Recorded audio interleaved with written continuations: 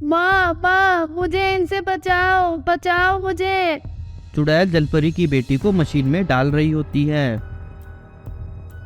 अरे छोड़ दो मेरी बच्ची को। एक बार की बात है, कुछ लुटेरे अपने घोड़ों पर सवार होकर जलपरी के तालाब पर हमला कर देते हैं और जलपरी की नन्ही सी बच्ची को उसके हाथों से छीन लेते हैं।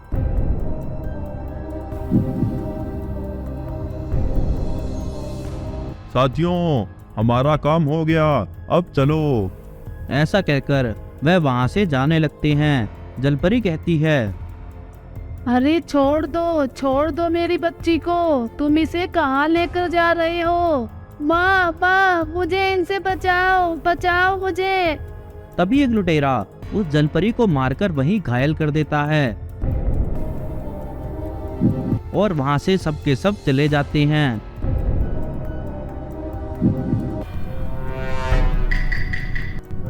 और वहां से निकलकर वो सब एक गांव में पहुंचते हैं। वहां से एक ट्रेन गुजर रही होती है। असल में उस ट्रेन को एक चुड़ैल चला रही होती है और ट्रेन के दरवाजों पर चुड़ैल के गुलाम लटके हुए होते हैं।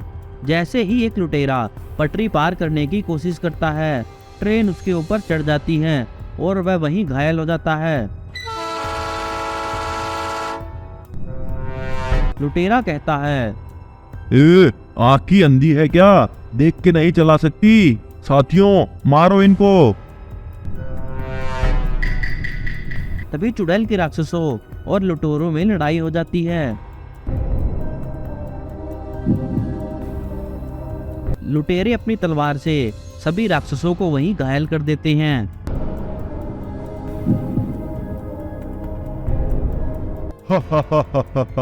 हमसे पंगा लेने आए थे। तभी वहां चुड़ैल आ जाती है और बोलती है, लुटेरो, तुमने ऐसा करके अच्छा नहीं किया। और तुम इस जलपरी की बेटी को लेकर कहाँ जा रहे हो? इसे मुझे दे दो।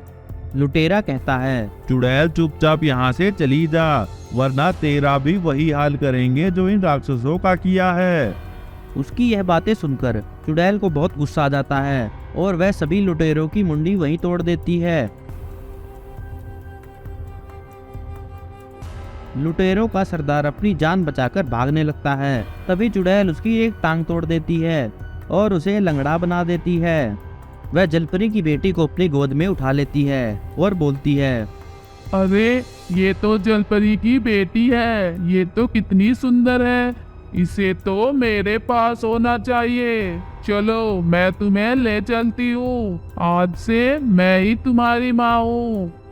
ऐसा कहकर वह जलपरी की बेटी को लेकर वहां से जाने लगती है। लुटेरा कहता है, अरे, तुम कहाँ लेकर जा रही हो इसे? इसे तो मैंने पकड़ा है। यह सब देखकर लुटेरे को बहुत पछतावा होता है और वह बोलता है, हे भगवान, ये मैंने क्या कर दिया? जलपरी की बेटी को तो चुड़ैल उठा ले गई। मुझसे कितना बड़ा पाप हो गया। मुझे इसे तुरंत बचाना होगा। मुझे तुरंत यह बात जलपरी को बतानी होगी। ऐसा कहकर वह जैसे तैसे जलपरी के पास जाता है और बोलता है, हे जलपरी, बाहर निकलो, मुझे तुमसे कुछ जरूरी बात करनी है। वही मैस्टिक्स वाला शैतान छुपा होता है और लुटेरे की आवाज सुनकर उसे तुरंत पकड़ लेता है और लेकर भागने लगता है। तभी एक बड़ी मछली मैस्टिक्स वाले शैतान को वहीं निगल जाती है और उस लंगड़े को बचा लेती है। फिर लंगड़ा जलपरी से कहता है, हे जलपरी, मुझे माफ कर दो। मुझसे बहुत बड़ी गलती हो गई है। आपकी बेटी को तो वह चुड़ैल मुझसे छीन कर ले गई। जलपरी कहती है, मेरी बच्ची को उसके चंगुल से बचाना होगा, परंतु ये कोई छोटी बात नहीं है। उसके लिए हमें एक योजना बनानी होगी। ऐसा कहकर जलपरी एक माचिस का घेरा बनाती है और वह उस लुटेरे को सब समझा देती है। लंगड़ा चुड़ैल के पास जाता है और वहां जाकर देखता है चुड़ैल जलपरी की बेटी को मशीन में डाल रही होती है। तभी लंगड़ा कहता है, अरे चुड़ैल की महारानी, रुक जाइए, इसे मशीन में मत डालिए। एक जलपरी की बेटी का आप क्या करेंगे? वहाँ तालाब में एक और जलपरी की बेटी कैद है, जिसे सिर्फ आप ही निकाल सकती हैं। चलो, मुझे जल्दी से वहाँ ले चलो। लंगड़े की बात मानकर चुड़ैल फटाफट तालाब के पास पहुंच जाती है और वहां जाकर देखती है कि यहाँ तो सच में एक माचिस के घेरे में जलपरी की बेटी कैद है। जैसे ही वह उस माचिस के घेरे में जाती है, वह देखती है कि वहाँ कोई जलपरी की बेटी नहीं है, वह तो बस एक छलावा है। तभी वहाँ जलपरी आती है और माचिस के घेरे में आग लगा देती है। चुड़ैल कहती है, मेरे साथ धोखा हुआ है, बचाओ मुझे कोई। और वहीं मरकर भस्म हो जाती है। एक बार की बात है, एक मछुआरा अपनी सबमरीन लेकर अचानक से एक जलपरी के तालाब में घुस जाता है। इतनी बड़ी सबमरीन देखकर सभी जलपरियां बहुत घबरा जाती हैं और अपनी जान बचाकर भागने लगती हैं। जलपरी कहती है, बहनों, जान बचाकर भागो, ये हम सबसे हमारे सारे गहने छीनना चाहते हैं। अरे कहाँ जाओगी बचकर? आज मैं तुम सबको लूटकर बहुत ही धनवान हो जाऊंगा। ऐसा कहकर मछुआरा अपना जाल रानी जलपरी पर फेंकता है और रानी जलपरी उस जाल में फंस जाती है। मछुआरा यह देखकर बहुत खुश होता है और जलपरी को तुरंत बाहर निकालने लग जाता है। बाकी की जलपरियां रानी जलपरी को छुड़ाने की कोशिश करती हैं। जलपरी कहती है, सहेलियों, अपनी जान बचाकर भागो। जैसे ही मछुआरा सबमरीन से जलपरी को देखने के लिए बाहर निकलता है, उसका पैर फिसल जाता है और वह तालाब में गिरकर डूबने लगता है। अरे बचाओ बचाओ, मुझे कोई बचाओ, मैं तो डूबकर मर जाऊंगा, मुझे कोई बचाओ। तभी जलपरी की सहेलियां यह सब सुन लेती हैं और तुरंत उस मछुआरे को बचाकर तालाब के किनारे तक ले जाती हैं। यह सब देखकर मछुआरे को बहुत पछतावा होता है और वह जलपरी से माफी मांगता है। मुझे माफ कर दो, मैंने लालच में आकर तुम्हें जाल में फंसा लिया। अगर आज तुम नहीं होती तो मैं तो डूबकर मर ही गया होता। तुम्हारा बहुत बहुत शुक्रिया। ऐसा कहकर वह जलपरी को जाल से आजाद कर देता है। जलपरी कहती है, मछुआरे, तुम एक इंसान हो, ये सब तुमसे तुम्हारे लालच ने करवाया है, आगे से ऐसा कभी मत करना। ऐसा कहकर वह मछुआरे को सोने के गहने और कुछ सिक्के देती है। मछुआरा वह गहने अपने घर ले जाता है और जाकर अपनी पत्नी को दिखाता है।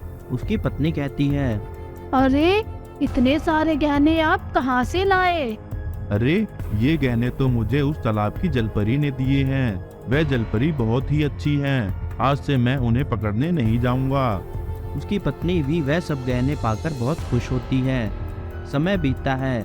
जलपरी और उसकी सहेलियां तालाब में खेल रही होती हैं। तभी अचानक से वहाँ का मौसम खराब हो जाता है और वहाँ एक चुड़ैल अपने भूतिया बादल लेकर आ जाती है, जो जलपरियों के तालाब के पास जाकर बारिश करने लगते हैं। सभी जलपरियां इधर उधर भागने लगती हैं। तभी तेजाबी बादल जलपरियों पर बारिश कर करके उन्हें वहीं बेहोश कर देते हैं। तभी चुड़ैल रानी जलपरी को पकड़ लेती है और तालाब के अंदर ले जाती है। तालाब के अंदर ले जाकर चुड़ैल रानी जलपरी को वहीं कैद कर लेती है और तालाब के ऊपर एक सुरक्षा कवच बना देती है ताकि बाहर का कोई आदमी तालाब के अंदर ना आ सके। चुड़ैल जलपरी से बोलती है, अब तुझे कोई नहीं बचा सकता, अब मैं इस तालाब पर राज करूंगी। वही मछुआरा दूर खड़ा होकर यह सब देख लेता है और बोलता है, अरे जलपरी की जान तो खतरे में है, मुझे उसे बचाना होगा। ये चुड़ैल तो उस जलपरी को मार देगी। ऐसा कहकर वह परी लोक की परी को याद करता है। तभी वहाँ परी आ जाती है। मछुआरा परी को सारी बात बताता है। परी कहती है, मछुआरे, तुम जाओ और अपनी सबमरीन ले आओ। परी की बात सुनकर मछुआरा तुरंत अपनी सबमरीन लेकर आ जाता है और सबमरीन की सहायता से वह दोनों उस सुरक्षा कवच को तोड़ देते हैं और पानी के अंदर चले जाते हैं। परी कहती है, चुड़ैल, तेरा खेल खत्म। तभी मछुआरा चुड़ैल पर अपना जाल फेंकता है और चुड़ैल उस जाल में फंस जाती है। परी जाकर जलपरी को जल्दी से आजाद कर देती है। जलपरी जल्दी से सबमरीन में आ जाती है और मछुआरा जलपरी को तुरंत तालाब से बाहर निकाल लेता है और जलपरी को बचा लेता है। जलपरी मछुआरे और परी का धन्यवाद करती है। तभी रानी परी की जादुई छड़ी उसके हाथ से छूटकर नीचे जंगल में गिर जाती है। चुड़ैल अपनी शक्तियों का वार रानी परी पर फिर से करती है। बेटा, हमारे पास इतने पैसे नहीं हैं। यहाँ तो 2 वक्त की रोटी का भी इंतजाम नहीं हो पा रहा है। एक बार की बात है, एक चुड़ैल रानी परी की छड़ी पाना चाहती थी। उसके लिए वो परीलोक पर हमला कर देती है। रानी परी और चुड़ैल के बीच घमासान लड़ाई शुरू हो जाती है। वो दोनों आसमान में लड़ रहे होते हैं। चुड़ैल अपनी शक्तियों का वार परी पर करती है। रानी परी भी अपनी जादुई छड़ी से अपनी शक्तियों का वार चुड़ैल पर करती है।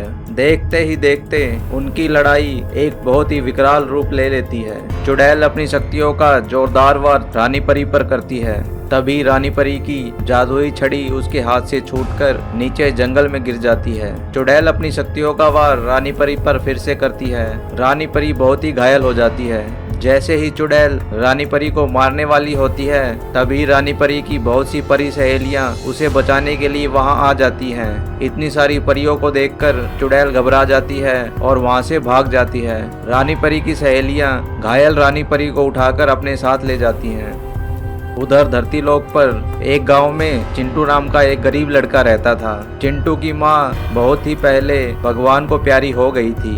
उसके गरीब पिता ने ही उसे पाल पोस कर बड़ा किया था। चिंटू को चित्रकारी करने का बहुत शौक था। वह बहुत ही सुंदर सुंदर चित्र बनाया करता था। एक बार उसकी पेंसिल खत्म हो जाती है। वह अपने पिता के पास जाता है और अपने पिता से कहता है, पिताजी पिताजी, मेरे पास एक ही पेंसिल थी, वो भी खत्म हो गई है। क्या आप मेरे लिए दूसरी पेंसिल ला दोगे?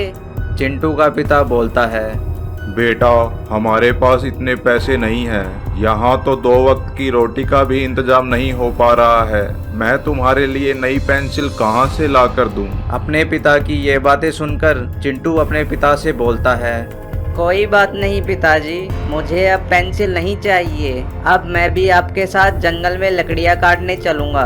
हम दोनों बहुत सी लकड़ियाँ काट कर लाएंगे और उन्हें बेचकर अपना गुजारा अच्छे से करेंगे। चिंटू का पिता बोलता है, अरे नहीं बेटा, ये तो तुम्हारे खेलने कूदने की उम्र है। तुम कहाँ मेरे साथ जंगल में भटकते फिरोगे लकड़ियाँ काटने के लिए? यह काम मैं खुद ही कर लूँगा। चिंटू बोलता है, नहीं पिताजी, मैं भी आपके साथ ही चलूँगा। चिंटू की ये जिद देखकर उसका पिता उसे अपने साथ जंगल में लकड़ियाँ काटने के लिए ले जाता है। जंगल में जाकर वो दोनों लकड़ियाँ काटने लगते हैं। तभी चिंटू की नज़र एक बहुत ही खूबसूरत चीज पर जा पड़ती है। चिंटू देखता है एक बहुत ही सुंदर पेंसिल वहाँ पड़ी होती है। वह उस पेंसिल को उठा लेता है। उस पेंसिल को देखकर वह बहुत ही खुश होता है और अपने पिता से बोलता है, पिताजी पिताजी, देखिए मुझे क्या मिला, मुझे एक पेंसिल मिली। उसका पिता बोलता है, बेटा, भगवान ने तुम्हारी सुन ली। तुम्हें एक पेंसिल चाहिए थी और देखो ये पेंसिल कितनी सुंदर है। अब तुम इस पेंसिल से सुंदर सुंदर चित्र बना सकते हो।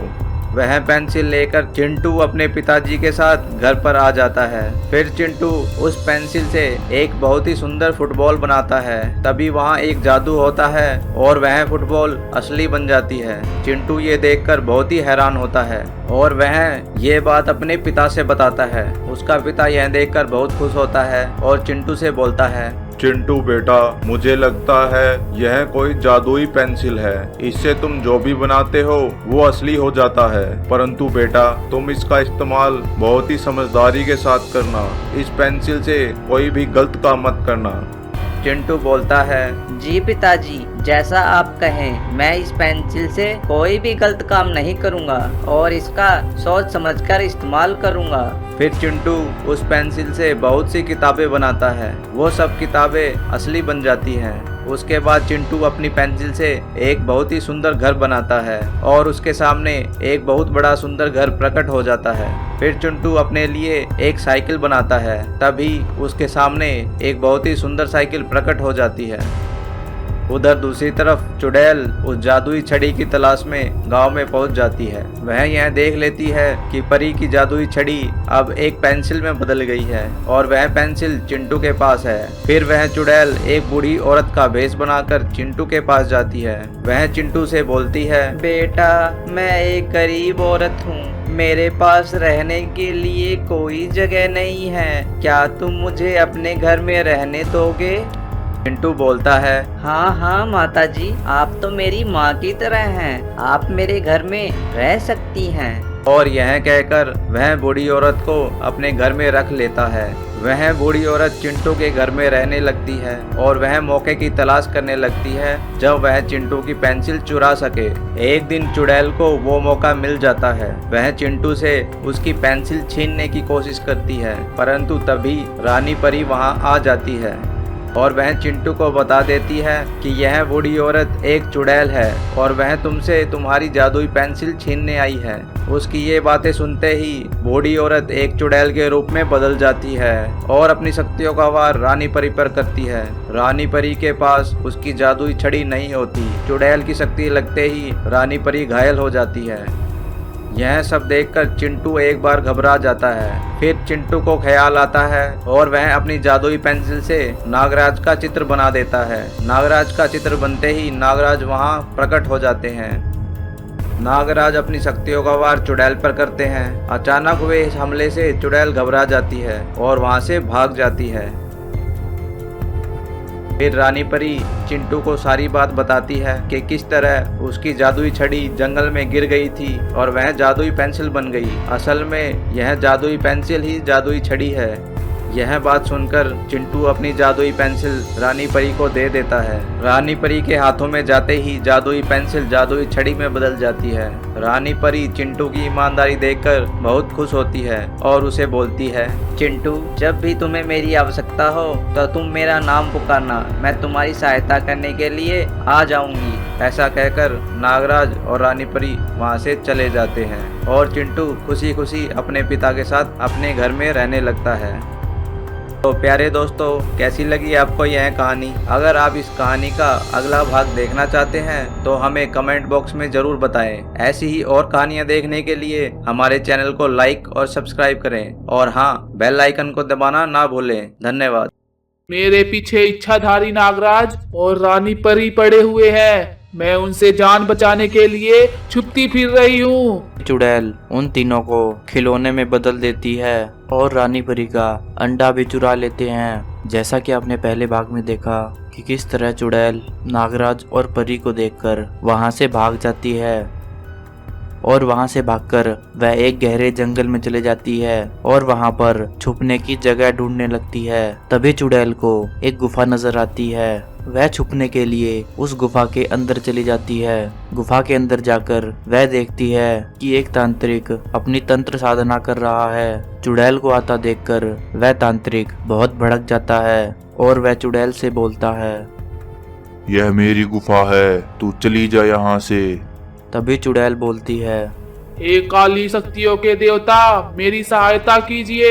मेरे पीछे इच्छाधारी नागराज और रानी परी पड़े हुए हैं। मैं उनसे जान बचाने के लिए छुपती फिर रही हूँ। तांत्रिक बोलता है, क्या कहा? परी और नागराज, वह दोनों तो मेरे बहुत पुराने दुश्मन हैं। मैं बहुत दिनों से उनसे बदला लेने की कोशिश कर रहा हूँ, परंतु सफल नहीं हुआ। तभी चुड़ैल बोलती है, आप अभी अकेले कोशिश कर रहे थे, परंतु मैं अब आपका साथ दूंगी। हम दोनों की शक्तियाँ मिलकर उन दोनों को हरा देगी। तांत्रिक बोलता है, तुम यहाँ रह सकती हो, लेकिन जो मैं कहूँगा वह तुम्हें करना होगा। चुड़ैल बोलती है, जैसी आपकी आज्ञा। तांत्रिक कहता है, मेरे पास एक योजना है। अब तक जो तुम खिलौने बनाती थी उनमें कोई शक्ति नहीं थी, परंतु अब जो तुम खिलौने बनाओगी उनमें मैं अपनी तंत्र साधना भर दूंगा, जिससे वह खिलौने बहुत शक्तिशाली हो जाएंगे और नागराज भी उनका मुकाबला नहीं कर पाएगा। चुड़ैल बोलती है, परंतु खिलौने बनाने के लिए मुझे बहुत सारे इंसानों की जरूरत पड़ेगी। इस जंगल में बहुत से इंसान भटक कर आ जाते हैं, हम उन्हें पकड़कर खिलौना बनाएंगे। ऐसा कहकर वह दोनों बहुत खुश हो जाते हैं। वहीं जंगल में एक चरवाहा अपनी गाय भैंसे चरा रहा होता है। तभी वहां चुड़ैल आ जाती है और उस चरवाहे को उठाकर उस गुफा में ले जाती है। दूसरी तरफ दो गांव वाले जंगल से गुजर रहे होते हैं। तभी वह साधु वहां पर आ जाता है और उन दोनों को पकड़कर अपनी गुफा में ले जाता है। तभी चुड़ैल उन तीनों को खिलौने में बदल देती है और वह साधु कुछ मंत्र पढ़ता है और उन खिलौनों को बहुत शक्तिशाली बना देता है। फिर चुड़ैल कहती है, जाओ मेरे भूतिया खिलौने, जाकर परी लोक से परी रानी को उठा लाओ और साथ में परी का अंडा भी उठा लाना। उस अंडे में बहुत सारी शक्तियां हैं। तभी वह तीनों खिलौने परीलोक पहुंच जाते हैं और रानी परी को वहां से उठा लेते हैं और रानी परी का अंडा भी चुरा लेते हैं। वह खिलौने उस अंडे और परी को लेकर वापस गुफा में आ जाते हैं। तभी चुड़ैल अपनी शक्तियों से रानी परी को एक भूतिया खिलौने में बदल देती है और उसके अंडे को भूतिया नागराज में बदल देती है। फिर तांत्रिक और चुड़ैल अपनी सेना लेकर गांव पर हमला कर देते हैं। तब नागराज को यह बात पता चलती है कि चुड़ैल और एक साधु ने गांव पर हमला कर दिया है, तो वह उन्हें बचाने के लिए वहां पहुंच जाता है। वहां जाकर नागराज बोलता है, दुष्ट चुड़ैल और तांत्रिक, बहुत हो गया तुम्हारा अत्याचार। यह सब तुरंत बंद कर दो, वरना मैं तुम्हारी जीवन लीला यहीं समाप्त कर दूंगा। चुड़ैल बोलती है, नागराज, तू हमारा कुछ नहीं बिगाड़ सकता।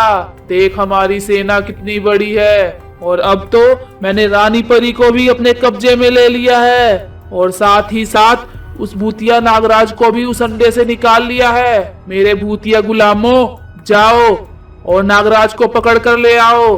तभी सभी भूतिया खिलौने नागराज पर हमला कर देते हैं और उसे पकड़कर चुड़ैल के पास ले आते हैं। चुड़ैल अपनी शक्तियों से नागराज को एक खिलौने में बदल देती है।